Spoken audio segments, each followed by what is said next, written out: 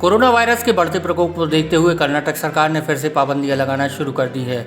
इस क्रम में राज्य सरकार ने दूसरे राज्यों से बेंगलुरु आने वाले लोगों के लिए कोरोना वायरस की RT-PCR टेस्ट की नेगेटिव रिपोर्ट अनिवार्य कर दिया है। कर्नाटक के मंत्री डॉक्टर के सुधाकर ने इसकी जानकारी दी। नए कृषि कानूनों के खिलाफ किसानों के प्रदर्शन के 4 महीने पूरे होने पर संयुक्त किसान मोर्चा ने भारत बंद का आह्वान किया है। बंद सुबह 6 बजे से शाम 6 बजे तक चलेगा। किसानों ने देश के नागरिकों से बंद को पूरी तरह सफल बनाने की अपील की है। हालांकि उन्होंने कहा कि भारत बंद में शामिल होने के लिए किसी से जबरदस्ती नहीं की जाएगी।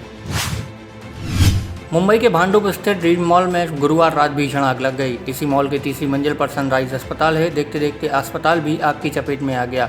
आग लगने की खबर मिलते ही मौके पर 20 से ज़्यादा फायर ब्रिगेड की गाड़ियां पहुंची और कड़ी मशक्कत के बाद आग पर काबू पाया। जानकारी के अनुसार जिस समय सनराइज हॉस्पिटल में आग लगी उस समय करीब 70 से 75 मरीज मौजूद थे, जिनमें से 10 की मौत हो गई है।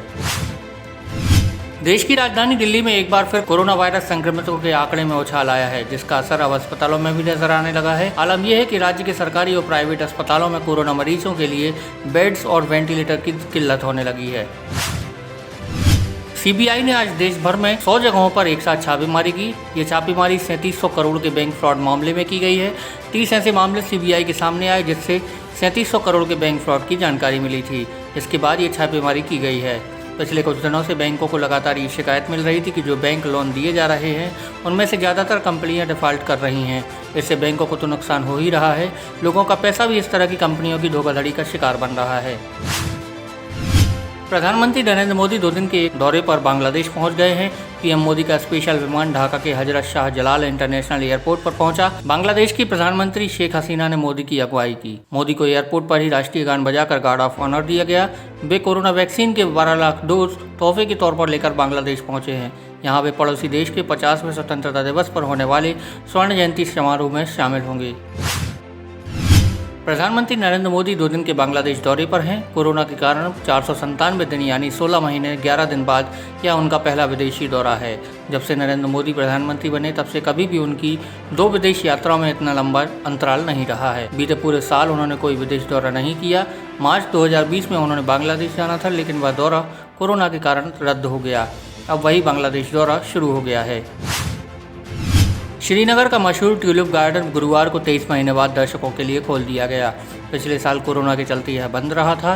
30 हेक्टेयर में फैले इस गार्डन में इस बार 15 लाख ट्यूलिप लगाए गए हैं। गार्डन में 64 किस्म के ट्यूलिप हैं, जिनमें से कुछ दूसरे देशों से भी मंगवाए गए हैं। कुछ कश्मीर की अपनी किस्में हैं, जिसे इस बार गार्डन में अलग डिज़ाइन में लगाया गया है। क्या कभी आपने समुद्र में ट्रैफिक जाम के बारे में सुना है? ऐसा सोचना भी अजीब लगता है, लेकिन ऐसा हुआ है। दुनिया के सबसे ज़्यादा व्यस्त शिपिंग रूट पर एक जहाज़ पिछले 3 दिनों से फंसा हुआ है। तकरीबन 150 जहाज़ उस जहाज़ के निकलने का इंतजार कर रहे हैं। ये वाक़या इजिप्ट की स्वेज कैनाल में हुआ है। तेज़ हवा चलने के कारण यहाँ 400 मीटर लंबा और 59 मीटर चौड़ा एक विशाल मालवाहक जहाज़ फंस गया है। निकिता तोमर हत्याकांड सजा को लेकर दोनों पक्षों के वकीलों की बहस पूरी हुई। पीड़ित पक्ष के वकीलों ने कोर्ट से फांसी की सजा देने की मांग की, ताकि समाज में एक कठोर मैसेज जाए कि कोई अपराधी इस तरह सरेआम किसी की हत्या न कर सके। बचाव पक्ष के वकीलों ने दलील देते हुए कहा कि यह case rarest of the rare की श्रेणी में नहीं आता, क्योंकि दोनों एक दूसरे को जानते थे। दिग्गज अभिनेता धर्मेंद्र के स्टाफ के 3 सदस्य कोरोना वायरस से संक्रमित हो गए हैं। इसके बाद सुपरस्टार ने भी अपना टेस्ट कराया, हालांकि उनकी रिपोर्ट नेगेटिव आई। 85 साल के धर्मेंद्र ने कहा, मुझ पर भगवान की कृपा है, मेरा टेस्ट नेगेटिव आया है। मैं वाकई नहीं जानता कि कोविड की दूसरी लहर के साथ क्या हो रहा है, लेकिन यह निश्चित तौर पर खतरनाक है। एंटीलिया केस में मनसुख हिरेन की हत्या की जांच अब ATS से NIA के हाथ में आ गई है। इसके बाद NIA की टीम ने देर रात रेती बंदर की खाड़ी में उस जगह गई जहां से मनसुख का शव 5 मार्च को बरामद हुआ था। ATS ने इस मामले में गिरफ्तार पूर्व कांस्टेबल विनायक शिंदे और सट्टेबाज नरेश गोरे को NIA को सौंप दिया है, जिसके बाद आज केंद्रीय जाँच एजेंसी सचिन वजे और दोनों आरोपियों को आमने सामने बैठाकर पूछताछ कर सकती है। महाराष्ट्र में 100 करोड़ की वसूली, ट्रांसफर के नाम पर रिश्वतखोरी और विपक्ष के 100 सवालों से घिरी महाविकास आघाड़ी सरकार पर विपक्ष का दबाव लगातार बढ़ता जा रहा है। राजनीतिक जानकारों की माने तो राज्य में राष्ट्रपति शासन लगाने की सियासी बुनियाद लगभग बिछाई जा चुकी है। 2 मई को पश्चिम बंगाल समेत 5 राज्यों के विधानसभा चुनाव परिणाम की घोषणा के साथ ही सूबे में कानून व्यवस्था के मुद्दे पर राष्ट्रपति शासन लगाने की भाजपा की कोशिश है। कांग्रेस के पूर्व अध्यक्ष राहुल गांधी ने किसान संगठनों द्वारा आहूत भारत बंद की पृष्ठभूमि में शुक्रवार को कहा कि सत्याग्रह से ही अत्याचार, अन्याय और अहंकार का अंत होता है। उन्होंने ट्वीट किया, भारत का इतिहास गवाह है कि सत्याग्रह से ही अत्याचार, अन्याय और अहंकार का अंत होता है। आंदोलन देश हित में हो और शांतिपूर्ण हो। कई किसान संगठनों के समूह संयुक्त किसान मोर्चा की ओर से शुक्रवार को भारत बंद का आह्वान किया गया है। लोग किस तरह के कपड़े पहने इससे नेताओं का कोई लेना देना नहीं है, क्योंकि उनका काम नीति निर्धारण करना और कानून का शासन सुनिश्चित करना है। यह बात केंद्रीय महिला और बाल विकास मंत्री स्मृति ईरानी ने बृहस्पतिवार को कही। वह उत्तराखंड के मुख्यमंत्री तीरथ सिंह रावत की फटी जींस टिप्पणी को लेकर हुए विवाद पर प्रतिक्रिया दे रही थी। महाराष्ट्र के जन स्वास्थ्य राज्य मंत्री राजेंद्र पाटिल यद्रावकर ने बृहस्पतिवार को दावा किया कि आईपीएस अधिकारी रश्मि शुक्ला ने 2019 के विधानसभा चुनाव के बाद उनसे संपर्क कर भाजपा के लिए उनका समर्थन मांगा था। पाटिल ने पत्रकारों से कहा, विधानसभा चुनाव के बाद उन्होंने मुझसे संपर्क किया था क्योंकि मैं निर्दलीय उम्मीदवार के तौर पर जीते था। उन्होंने मुझसे भाजपा को समर्थन देने के लिए कहा था क्योंकि पार्टी के पास सरकार गठन के लिए बहुमत नहीं था, लेकिन मैंने इनकार कर दिया।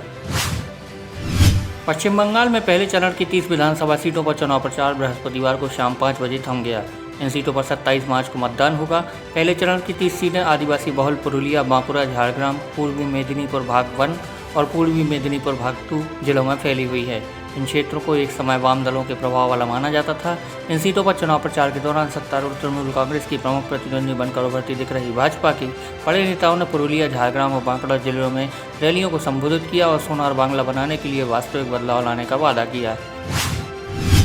श्रीनगर के लावेपुरा इलाके में बृहस्पतिवार को हुए एक आतंकी हमले में सीआरपीएफ के 2 जवान शहीद हो गए, जबकि 2 अन्य जवान घायल हो गए हैं। पुलिस के एक अधिकारी ने कहा कि जम्मू कश्मीर में परिमपोरा पुलिस थाना क्षेत्र के लावेपुरा में आतंकवादियों ने सीआरपीएफ कर्मियों पर गोलियां चलाईं।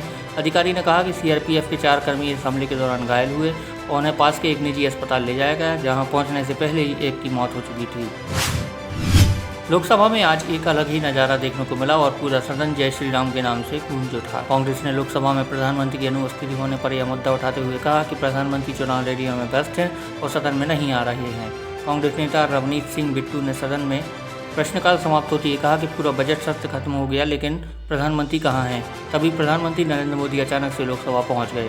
पीएम मोदी के लोकसभा पहुँचते ही सदन में जोर जोर से भारत माता की जय और जय श्री राम के नारे गूंजने लगे।